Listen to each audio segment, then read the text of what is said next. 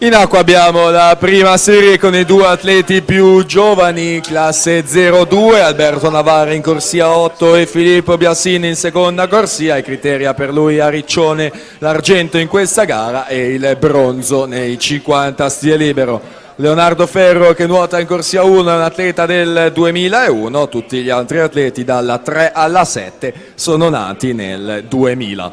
Vediamo la situazione già alla prima virata, quella dei 50 metri. Thomas Vecchiato dalla settima corsia 31,85 davanti a Bizzotto 31,90. Il record della manifestazione in questa specialità è di Giovanni Barrison, 2,11,87, ottenuto qui al Centro Natatorium nella passata stagione. Verso la virata di metà gara, gruppo ancora compatto. Vediamo la situazione ai 100 metri. Marco Deano sale in prima posizione, 1,06,27, Thomas Vecchiato 1,06,54.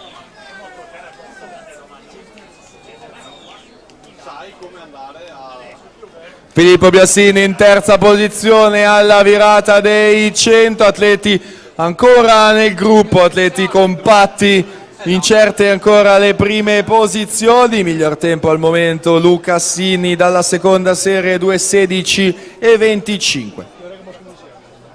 Marco Deano 34,62, Davide Bizzotto 34,21, Filippo Biasini 35,21, ancora in terza posizione l'atleta dell'Hydros classe 02. Record della manifestazione abbiamo detto 2,11,87. A centro vasca in corsia 4 Bizzotto che forse sorpassa Deano, affiancati due atleti, Bizzotto in 4, Deano in 3. Bizzotto se ne va nel finale ed è lui che si aggiudica questa prima serie in 2,13,64. Deano è secondo in 2,14,08. Filippo Biasini in terza posizione 2,17,28, ma facendo il riepilogo si